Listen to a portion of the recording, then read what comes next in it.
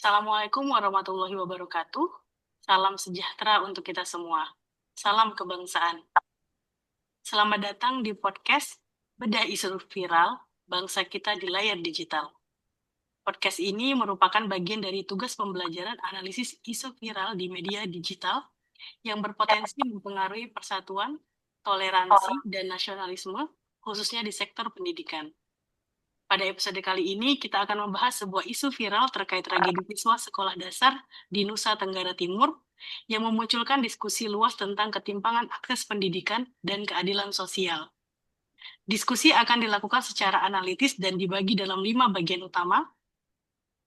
Yang pertama, kronologi kejadian, kemudian nilai wawasan kebangsaan yang terdampak, kemudian resiko terhadap persatuan bangsa, lalu posisi ASN Kemendikbudristek, kemudian rekomendasi sikap dan kebijakan mikro. Untuk menjaga diskusi tetap fokus, mendalam, dan terstruktur, saya serahkan jalannya diskusi kepada moderator kita, Pak Irfan. Kepada Pak Irfan, saya persilahkan.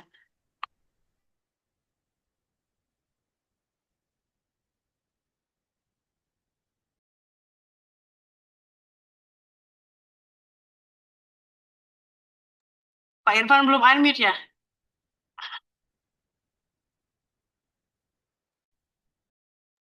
Baik, terima kasih sudah diingatkan untuk unmute ya.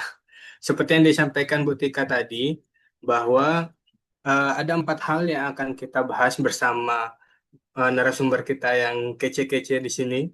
Yang pertama, nilai wawasan kebangsaan yang terdampak nanti akan dibahas oleh Pak Johar dan Bu Nancy. Lalu risiko terhadap persatuan bangsa yang akan dibahas oleh Pak Maulana dan Bu Oili. Yang ketiga, posisi ASN Kemendikbudristek dalam isu tersebut yang akan dibahas oleh Bu Rosmina dan Paniti. Dan yang terakhir, rekomendasi sikap dan kebijakan mikro yang akan dibahas oleh Bu Rifa dan Pak Haji. Oke, untuk mempersingkat waktu, saya akan memulai diskusi ini dengan sebuah pertanyaan nih. Em, Mungkin saya akan mulai dari narasumber kita yaitu Ibu Nancy.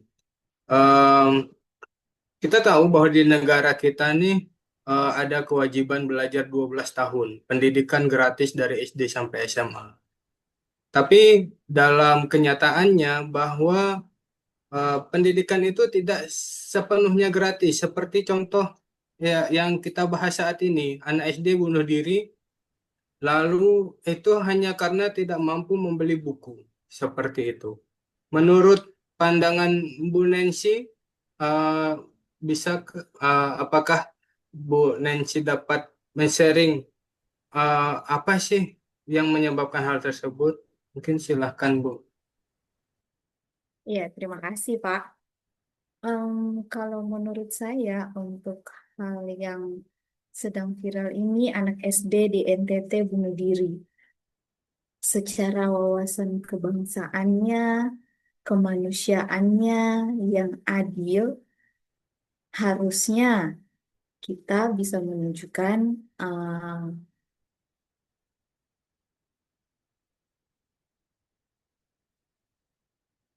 rasa empati kita untuk melihat anak-anak seperti ini, gitu. Kan dasar dari kita Pancasila itu ada ya, tapi ternyata dari yang saya tonton, kepala daerahnya pun tidak turun secara langsung saat mendengar kasus ini. Nah, itu kemanusiaannya tidak ditunjukkan juga di situ. Pendapat saya sih seperti itu, sehingga kenapa anak di usia sekecil ini bisa berpikir untuk bunuh diri gitu. Kita harus melihatnya dari banyak segi juga, dari kehidupan lingkungannya, orang tuanya, dan sekolahnya seperti apa. Harusnya kita bisa seperti itu. Itu aja jawaban saya. Baik, Bu Niti. Maaf, Bu Nancy. Em, Menarik sekali. Berarti dari sini kita dapat simpulkan bahwa dari apa yang pandangan Bu Nancy bahwa kemanusiaan penting di sini ya. Dan secara tidak langsung mempengaruhi keadilan sosial bagi masyarakat ya. Nah, saya ingin bertanya nih, eh, menarik sekali bahwa keadilan tidak dapat merata gitu ya. Nah, tapi ada salah satu eh, pasal, kalau tidak salah ya, bahwa orang miskin dan anak terlantar itu eh, dipelihara negara begitu. Bagaimana nih, eh, Pak Johar, jika penerapan pasal tersebut bahwa orang miskin dan anak terlantar dipelihara negara, tapi ternyata mereka semakin terlantar. Contohnya seperti ini, malah sampai bunuh diri nih, Pak. Oke, baik, terima kasih Pak Irfan. Jadi sebenarnya ini isu yang sangat tragis gitu ya, mendengarkan eh, seorang anak kan bunuh diri gara-gara tidak bisa beli buku di sekolahnya gitu kan. Sebetulnya memang betul Pak Irfan. Jadi apa? Sebenarnya udah dijamin ya sama Undang-Undang Dasar ya. eh, 28A ya. Jadi negara itu dengan tegas hak hidup setiap warga negara tanpa kecuali termasuk anak. Nah, di sini jadi eh, sudah tertulis gitu kan. Jadi ketika mendengar ini hanya sebatas tulisan saja begitu. Nah, menurut saya sungguh sangat apa ya, miris sekali gitu kan. Nah, seharusnya dengan seperti ini negara itu hadir gitu kan. Nah, saya melihat video-video jelaskan terkait dengan eh, pemerintah gitu ya, mulai dari pemerintah provinsi gitu kan, kemudian dari kementerian gitu kan, Kementerian Sosial khususnya. Jadi mereka semua tuh hadir ketika berita-berita viral seperti ini tanpa apa ya? Ya sebetulnya memang banyak program yang dilakukan oleh pemerintah pusat, termasuk dari ya program Harapan PKH yang memang terus ada bantuan untuk siswa tidak mampu gitu kan setiap eh, per 3 bulan menerima. Nah, jadi sebenarnya pemerintah sudah memberikan apa fasilitas begitu, tapi kita tidak tahu ya karena secara itu, nah, jadi dari mungkin dari pemerintah desanya juga kurang apa menelisik untuk keluarga yang tidak mampu gitu kan seperti itu sampai akhirnya terjadi eh, anak SD bunuh diri gitu kan gara-gara tidak bisa membeli buku gitu kan. Nah, disinilah kita sebagai eh, tentunya eh, ketika melihat seperti ini ya ada tindakan kecil yang harus kita lakukan gitu kan supaya tidak ada kejadian lagi seperti ini gitu. Itu pandangan saya Pak Irfan. Jadi tentunya jamin oleh undang-undang tapi eh, kita sering terjadi masalah-masalah yang berulang begitu. Menarik Terima kasih Pak sekali, Irfan. baik Pak Johar. Menarik sekali dari dua dua yang sudah dipaparkan oleh Pak Johar dan Bu Nancy. Jadi yang dapat saya dengar dari jawaban pernyataan atau pertanyaan tadi adalah bahwa di sini ketidakhadiran negara. Apakah yang salah di sini sistemnya ataukah penyelenggaranya ya Bapak Ibu? Ya, jawab Pak Irfan ya. Sebenarnya memang teknis di lapangan saja begitu ya. data begitu ya. Nah, disinilah peran pentingnya eh, kecilnya saja dari mungkin RT bisa mendata gitu kan, yang mampu, yang tidak mampu. Tapi ironisnya di negara kita eh, kadang hajar apa ya? Melihat dari kadang oh ini yang saya gitu kan hanya gitu. Jadi kadang banyak yang apa apa memviralkan juga kan terkait dengan apa bantuan yang tidak tepat sasaran begitu kan. Itu.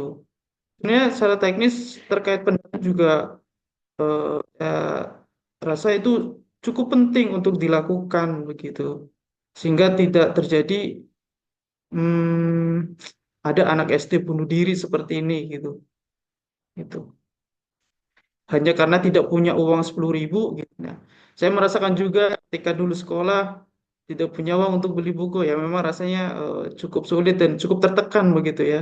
Itu. Tapi memang beda beda, beda mental tuh Pak Irfan.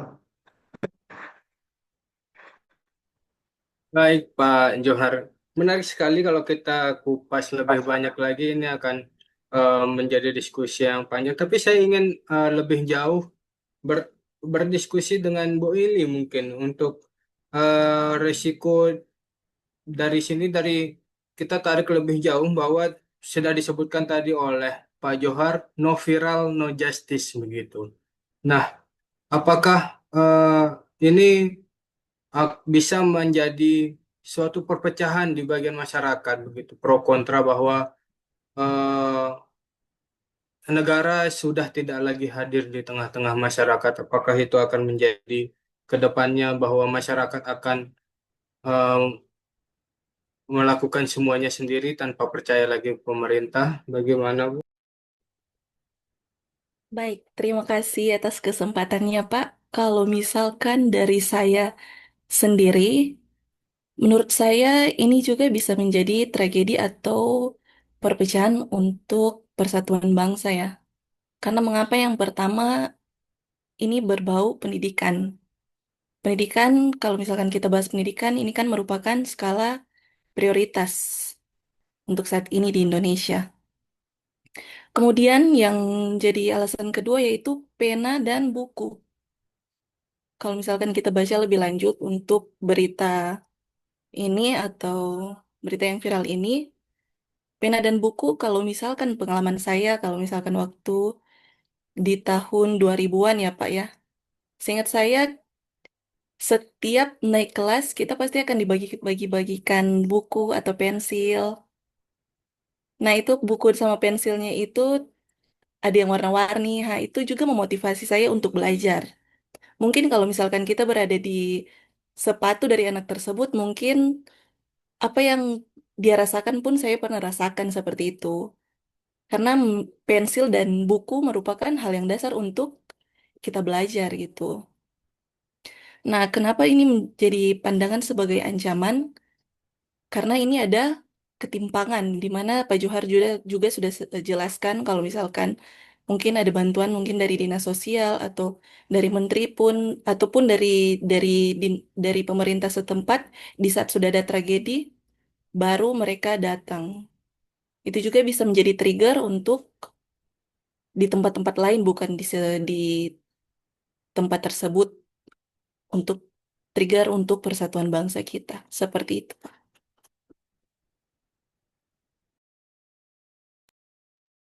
Berarti eh, jika ini diteruskan berarti akan ada kemungkinan ya bahwa eh, reaksi masyarakat akan semakin besar dan akan menjadi suatu yang tidak dapat kita bayangkan. Kira-kira sebesar apa sih Bu ini kejadian ini dapat berlangsung begitu dari satu eh, berkas api kecil, apakah bisa menjadi suatu kebakaran besar di tengah masyarakat gitu Bu?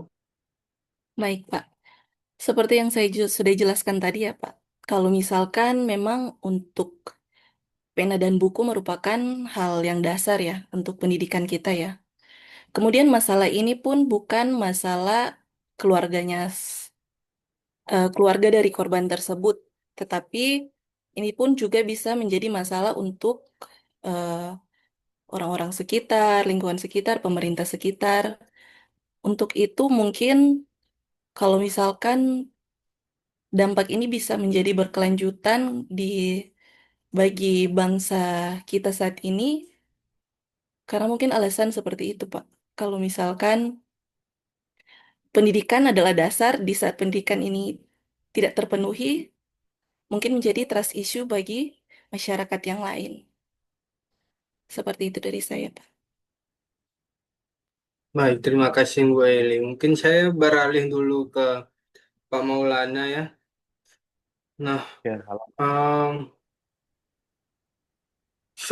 seperti yang kita tahu yang disebutkan oleh Bu Eli tadi bahwa em, pendidikan itu harusnya menjadi standar paling dasar di kehidupan kita bermasyarakat kan Pak. Nah, eh, dan itu harusnya menjadi suatu alat pemersatu. Nah, tapi ketimpangan pendidikan ini satu hal di kota besar anak-anak bisa mengakses bahkan punya laptop segala macam internet yang lancar dan satu sisi anak di NTT sebut saja tidak punya uang untuk beli buku, Pak. Apakah ini em, bisa menimbulkan gejolak menurut pandangan Pak Maulana bahwa nanti merasa satu daerah merasa dianaktirikan ketimbang daerah yang lain begitu. Oke, menarik sekali ya Pak ya. Em, karena saya juga dari daerah juga ya, tentunya pulau tersendiri, pulau yang terpisah, walaupun masuk wilayah Sumatera. Kalau berbicara tentang persatuan Indonesia, memang negara kita sangatlah besar, yaitu tadi dari 38 provinsi, di mana terbagi atas pulau-pulau yang misah. Ada wilayah Jawa, memang Sumatera, Kalimantan, Sulawesi, Papua, dan ini terjadi mirisnya di NTT. Ya memang kalau secara infrastruktur pendidikan dan mungkin kualitas infrastruktur tersebut memang agak berbeda mungkin dari daerah yang mungkin yang dekat dari ibu kota Indonesia. Nah, berbicara hal ini tentunya sangat bergejolak akan keadilan sosial, akan pentingnya pendidikan dan persatuan di Indonesia. Karena keadilan sosial dan pendidikan sangat penting untuk menjaga persatuan di Indonesia. Karena pendidikan tersebut, apalagi saat ini yang terjadi di anak sekolah dasar, yang merupakan salah satu fondasi utama kita untuk perkembangan individu dan masyarakat, dan tentunya dengan memberikan kesempatan pendidikan yang setara bagi semua warga negara, tanpa memandang status sosial, agama, ataupun tempat tinggal.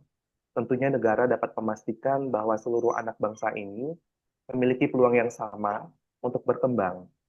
Dan ini tentunya mendukung terciptanya rasa keadilan kita yang menjadi salah satu prinsip dasar dalam persatuan bangsa Indonesia. Nah, pendidikan yang adil juga mendorong integrasi sosial yang lebih baik dan mencegah polarisasi yang bisa merusak kebersamaan tersebut. Cukup mungkin Pak Irman. Menarik Pak ya.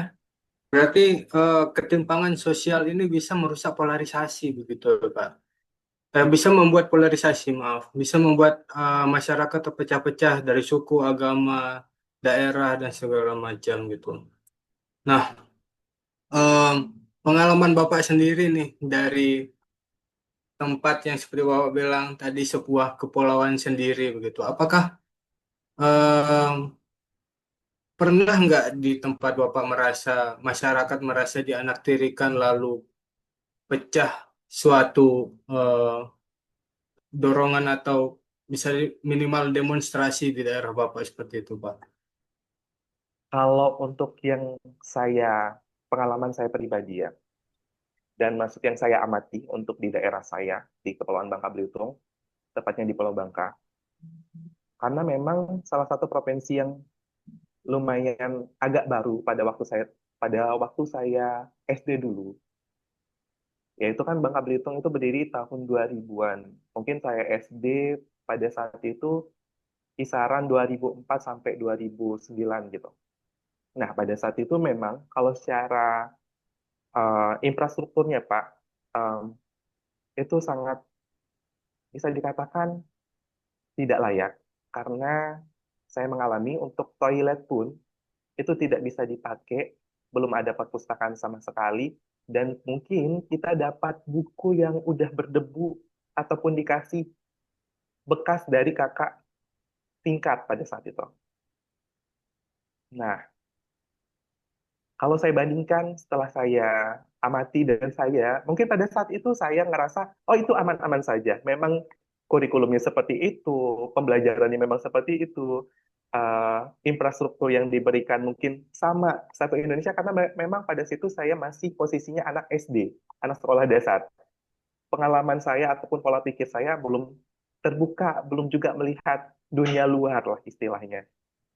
Nah, ketika saya merantau, melanjutkan pendidikan di perguruan tinggi, oh saya baru melihat ternyata pada saat itu mungkin mereka sudah mendapatkan fasilitas yang layak yang tidak saya dapatkan kala itu. Nah, di sini tentunya secara tidak langsung saya secara pribadi ada memikirkan kok bisa terjadi ketimpangan, dan maksudnya sadarnya ketika saya udah lulus SMA ya mungkin baru ngerasa hal ini adanya ketimpangan. Oh, ada ketimpangan ya ternyata yang terjadi saat ini, yang terjadi pada saat waktu saya mengenyamkan pendidikan sekolah dasar, dan ketika di perguruan tinggi saya merantau ke Pulau Jawa, melihat anak-anak Pulau Jawa itu mendapatkan fasilitas yang mungkin lebih cepat dari kita yang wilayah daerah, apalagi mungkin daerah saya, pulau tersendiri, mungkin secara transportasi mungkin agak semakin lambat dari mungkin orang yang aksesnya dekat dari mungkin dari Jakarta dan lain sebagainya. Nah, berbicara dengan kasus ini yang dialami anak NTT ini sampai bunuh diri hal tersebut, ya mungkin yang saya lihat juga dari sisi mungkin psikis anak tersebutnya, ya dia ngerasa adanya kurang terfasilitasi dari teman yang lain, karena ya tadi yang dibilang Ibu Oili memang poin dasarnya itu pena sama buku untuk kita menempuh pendidikan tersebut. Nah, saya ngerasa hal ini takutnya ada perpecahan antara kita yang tadinya kita punya dasar negara yang kuat, Pancasila yaitu Persatuan Indonesia, takutnya dengan permasalahan ini bisa ada golongan-golongan tertentu yang bisa melihat celah ini, bisa untuk, oh ini sepertinya tidak sama, oh ini sepertinya ada ketimpangan, oh kok ada bahasa kasarnya pilih kasih gitu antara yang ini. Harusnya kan kita kita ini maupun dimanapun, karena memang keadilan sosial bagi seluruh rakyat Indonesia, yaitu tentunya memang harus sejahtera, mau di pelosok manapun lah, mau di daerah manapun lah, harusnya kita kan udah merdeka, udah lumayan lama ya, maksudnya semakin tahun harusnya semakin meningkat gitu kualitasnya.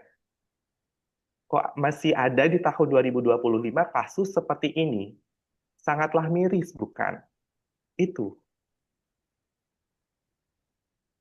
poinnya, bagaimana sih hal ini sebenarnya bagi kita warga negara Indonesia tentunya sadar akan hal ini, terutama kita sebagai seorang pendidik, sebagai dosen, kita sebagai seorang ASN yang mungkin mempunyai privilege untuk bersuara mengenai hal pendidikan ini, keadilan sosial dan juga persatuan yang ada di Indonesia saat ini. Seperti itu Pak Irfan. Baik, Pak. Menanggapi untuk itu ya, seperti yang dikatakan oleh Pak Maulana bahwa sebagai manusia pun kita harus hadir, tidak hanya aparat ya. Namun saya ingin bertanya lebih jelas karena kita di sini semua adalah dosen dalam lingkup Kemendikti ya. Eh, Walaupun kita tidak ini bisa dibilang adalah bagian dari Kemendikbudristek anak SD ya. Tapi kita sebagai pendidik, bagaimana sih menurut Pak Niti posisi kita sebagai ASN di Kemendikbudristek ini menanggapi isu ini? Iya, Pak. Em, jujur ya, kalau ini sebuah tragedi begitu ya. Tragedi yang sangat benar-benar miris begitu.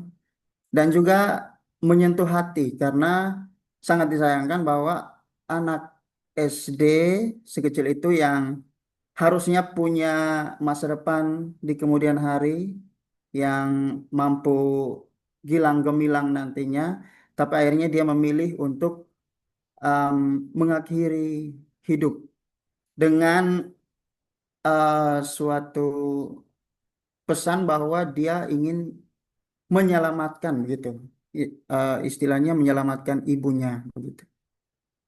Jadi kasus ini atau tragedi ini menjadi tamparan keras begitu untuk seluruh masyarakat Indonesia, khususnya bagi pemerintah dan juga kita sebagai aparatur sipil negara. Apalagi kita ini kan em, pekerjaan atau profesi kita itu ada pada bidang pendidikan. Sehingga walaupun yang kasus ini, tragedi ini pada anak sekolah dasar, tapi kita masih satu ekosistem begitu di dunia pendidikan. Sehingga ini menjadi hal yang perlu diperhatikan oleh seluruh pihak ya. Dan secara pribadi juga saya sebagai ASN di bidang pendidikan tinggi ini eh, tragedi yang menyentuh tanggung jawab kita sebagai seorang ASN. Apalagi saya sendiri juga berasal dari NTT. Jadi memang kondisi kondisi seperti yang anak ini rasakan itu bukanlah hal yang asing untuk saya. Saya juga merasakannya, saya juga menyaksikan itu semua tumbuh dalam realitas itu. Sehingga saya memandang bahwa posisi ataupun peran ASN itu tidak boleh berhenti di meja administrasi saja. Tapi kita perlu menjadi penghubung, perlu menjadi jembatan untuk pihak-pihak seperti dari negara, masyarakat, bahkan sampai ke kelompok-kelompok yang rentan seperti anak yang eh, bunuh diri ini. Supaya tragedi ini diharapkan begitu ya, tidak terulang di masa depan. Jadi seharusnya pendidikan itu kan menjadi jalan harapan begitu dan pembebasan begitu ya. Bukan justru mendorong anak-anak pada keputusasaan. Mungkin itu Pak yang saya bisa sampaikan.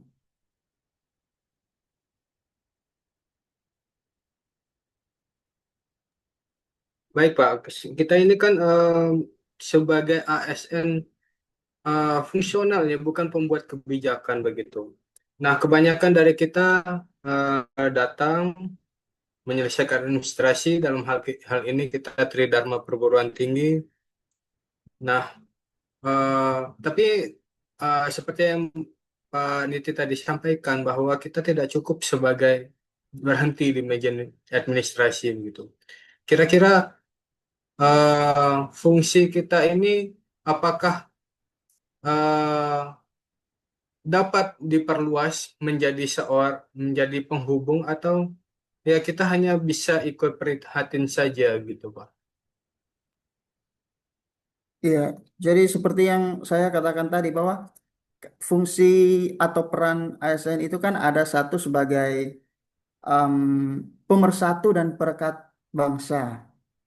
Sehingga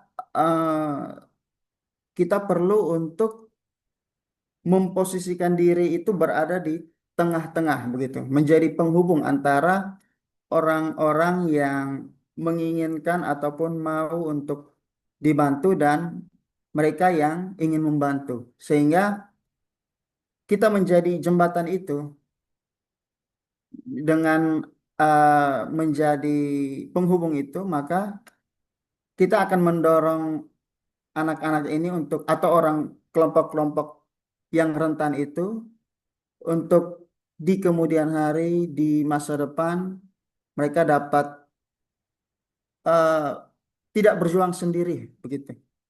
Mungkin seperti itu, Pak. Baik, terima kasih Pak. Mungkin saya beralih sebentar ke Ibu Ros. Eh, Ibu, apakah ada di situ Ibu? Ya, hadir Pak. Dengar Pak. Baik, Ibu. Dalam pandangan Ibu, posisi ASN seperti kita ini, terutama kita sebagai CPNS, apakah eh, kita punya ruang untuk hadir di tengah-tengah masyarakat untuk mencegah hal-hal seperti ini terjadi kembali di masa depan ini? Ya, baik. Terima kasih Pak Irfan. Eh, jadi terkait dengan tragedi yang terjadi di NTT ini memang suatu tragedi yang cukup memprihatinkan ya, dan eh,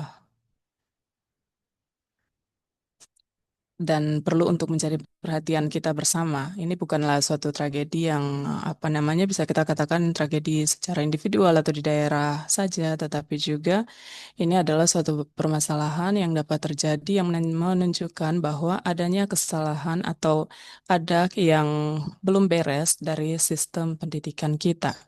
Sebagai CPNS di Kemdikti Saintek, eh, tentu kita memiliki peranan ya Pak untuk apa namanya bisa ikut menyuarakan bersama sehingga permasalahan-permasalahan yang sama ini tidak terjadi terulang kembali, khususnya di daerah-daerah 3T ya Pak, seperti itu bisa dikatakan.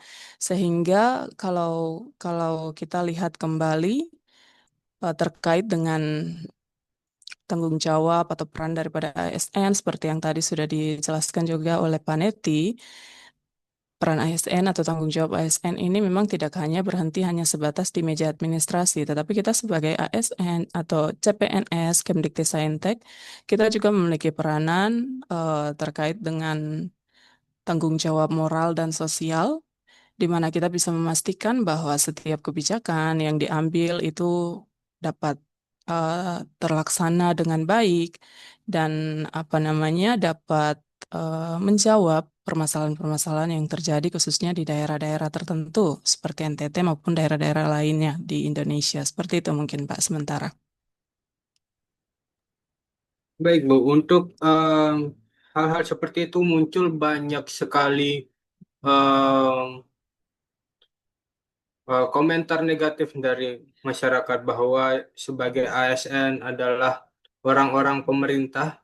Dalam hal ini sampai dikatakan sebagai buzzer, orang yang selalu mendukung apapun kebijakan pemerintah. Seperti hal ini eh, dapat dikatakan bahwa salah satu penyebab eh, menurut beberapa masyarakat, salah satu penyebab terjadinya hal-hal seperti ini adalah alokasi dana pendidikan yang sangat tidak tepat kemana atau dana APBN yang dipos-pos dengan pos yang tidak tepat. Nah, apakah kita sebagai seorang ASN ini eh, punya hak untuk bersuara bahwa untuk memperjuangkan apa yang ada di pikiran masyarakat, ataukah posisi kita sebagai ASN ini harus selalu tunduk dengan apa saja yang dikatakan oleh pemerintah, Bu? Baik, terima kasih Pak Irfan. Jadi memang ini terkait dengan mungkin eh, dilema ya sebagai sebagai ASN yang terkadang kita dibilang harus tunduk terhadap apapun itu kebijakan yang dikeluarkan oleh pemerintah, tetapi juga mungkin di sisi lain eh, adanya perasaan atau ingin untuk menyampaikan pendapat. Saya pikir kita sebagai ASN kita juga memiliki kebebasan untuk berpendapat. Tetapi kebebasan berpendapat seperti apa yang harus harus kita gunakan, yaitu kebebasan berpendapat yang tentunya tidak menggiring opini yang dapat memecah belah bangsa atau menggiring opini yang negatif yang dapat menimbulkan perpecahan. Seperti itu, Pak. Baik, terima kasih Bu.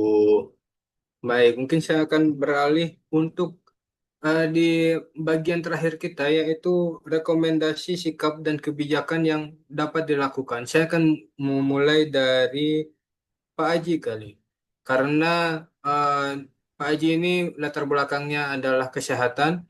Mungkin rekomendasi sikap seperti apa yang dapat kita lakukan agar, ya seperti yang kita tahu, anak 12 tahun sudah mengalami depresi karena kekurangan uang, sehingga eh, bunuh diri ini sangat tidak wajar, Pak.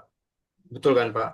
Nah, Betul, betul. kira-kira apa yang dapat kita lakukan sebagai masyarakat yang tentu tidak dapat, terutama ASN ya, yang tidak dapat memberikan kebijakan besar, hanya kebijakan kecil-kecil saja, bahkan itu mungkin hanya untuk diri kita sendiri begitu, Pak. Kira-kira apa, Pak?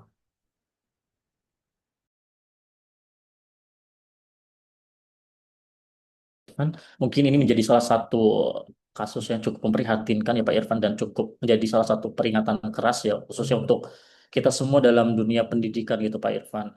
Mungkin kita tidak pernah membayangkan bahwasannya kok bisa ya anak kecil ya umur mungkin 10 tahun 12 tahun tapi sudah mengarah ke keinginan untuk bunuh diri gitu. Mungkin kalau kita membandingkan kehidupan kita waktu kecil, tidak sama sekali kita terfikirkan untuk ke arah sana gitu kan ya. Isinya main-main-main gitu.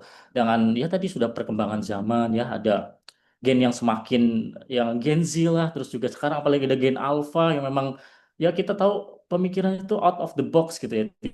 Tidak pernah kita eh, pikirkan sama sekali apa yang dipikirkan gitu. Jadi terkait dengan sikap apa yang memang bisa kita lakukan terkait dengan kejadian tersebut, bahwasanya kita bisa mengambil sikap menjadi orang yang lebih empatinya aktif, refleksinya kritis, serta komitmen preventif dalam pencegahan agar tidak terulang lagi seperti itu. Yang pertama terkait dengan ada empati, radikal empati ya, kita harus punya empati yang mendalam gitu ya. Empati yang mendalam terkait dengan apapun situasi yang terjadi di kondisi lingkungan kita, kita coba untuk memahami tanpa menghakimi gitu ya. Jadi memang cukup memahaminya saja gitu. Selain itu kalau misalnya kita bahas lebih dalam, lalu kalau misalnya hal-hal seperti ini salah siapa ya gitu, pasti kan ya saling menyalahkan itu ada gitu ya. Dan ini tuh bukan kita tidak bisa menyalahkan satu pihak dan pihak lainnya gitu. Ini menjadi salah satu peringatan bersama untuk kita semuanya bahwasanya pendekatan yang bisa kita lakukan itu bukan lagi individual blaming, tapi ke arah social responsibility. Kita harus melihat nih dari sisi keluarga, gimana sih dari keluarga ini, apakah memang sudah cukup bagus komunikasinya dengan anak gitu ya. Mungkin kita juga ada karakteristik anak memang dari anak ini terbuka ataupun tertutup gitu ya. Gimana nih komunikasinya dalam keluarga tersebut gitu ya. Lalu di sekolah gitu, kita harus bisa melihat ke arah sana. Di sekolah itu gimana nih anak gitu ya. Atau enggak, bagaimana lingkungan sekolah ini? Mungkin Bapak Ibu semuanya, teman-teman semuanya pernah mendengar kasus bullying ya. Bahkan kasus bullying juga bisa mengakibatkan bunuh diri gitu ya. Lalu ada masyarakat, gimana nih di masyarakat itu sendiri? Apakah aman gitu ya? Apakah dukungan dari teman sebaya itu ada gitu ya? Jadi itu juga harus diperhatikan gitu. Terus juga dari negara itu sendiri tadi sudah dibahas banyak ya oleh teman-teman semuanya terkait dengan negara, apalagi mungkin sekarang yang lagi ya memang salah satu program dari pemerintah ya dari Pak Prabowo adalah MBG gitu ya, dikaitkan dengan wah eh, ya ternyata memang tidak sepenuhnya itu butuh makan gitu ya, bahkan ke arah pendidikan yang memang sarana prasarana tulis itu juga butuh gitu. Itu menjadi salah satu bahasan yang cukup menarik gitu Bapak Ibu semuanya. Jadi itu yang memang harus sikap yang memang harus kita bisa teladani dan kita bisa lakukan ya sekeliling kita semuanya terkait dengan kejadian dari anak yang memang tadi sudah melakukan bunuh diri agar tidak terulang lagi gitu Pak. Mungkin itu yang bisa saya sharingkan. Atau tadi ada faktor lain Pak, faktor ekonomi bahkan bisa menyebabkan seorang anak gitu ya Pak untuk berpikiran ke arah bunuh diri gitu. Jadi memang multiple faktor dan memang itu harus kita kaji dan pendekatan itu yang bisa kita lakukan gitu Pak terkait dengan sikap yang mungkin bisa kita ambil gitu Pak.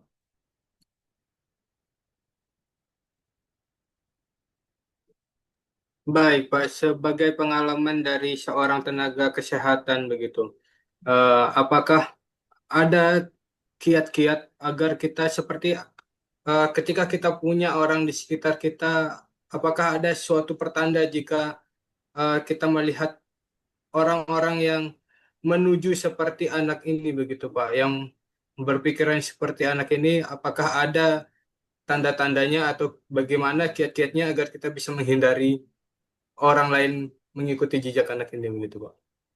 Baik, tadi ya Pak ya sebenarnya kan misalnya di dunia kesehatan jiwa ya kalau kita kenal tuh ada yang namanya psychological first aid ya. Jadi kita mencoba untuk melihat terlebih dahulu kondisi anak itu seperti apa, lalu memahami, serta nanti sampai di ujung kita menyadari bahwa oh anak ini mungkin mengalami ya salah satu gangguan gitu ya. Baru kita untuk arahkan ke arah konseling gitu ya. Biasanya seperti itu.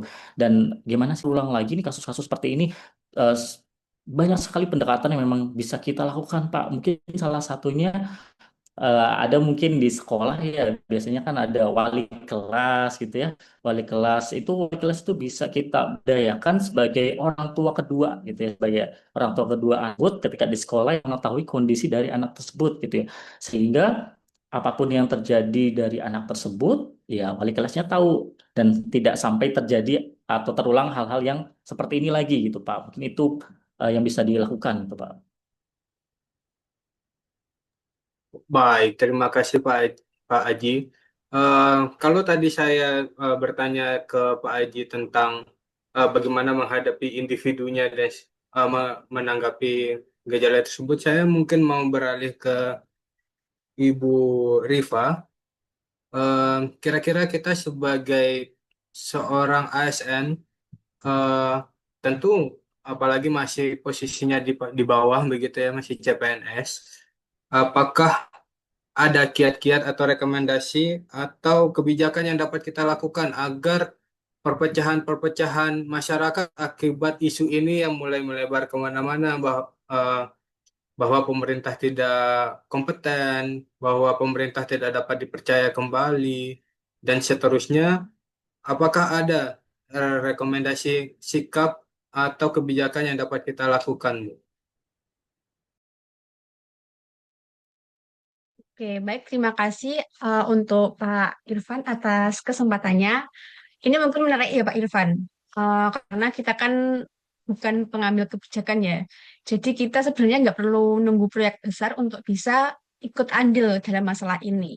Mungkin yang pertama kita bisa mengusulkan adanya screening mental. Jadi mungkin caranya cukup simpel ya. Jadi di awal semester kita tuh bisa memberikan formulir digital gitu kepada setiap mahasiswa untuk mengetahui kondisi psikologisnya seperti apa. Jadi kita punya apa ya namanya, kayak benang merah gitu, di mana oh anak ini tuh butuh perhatian khusus.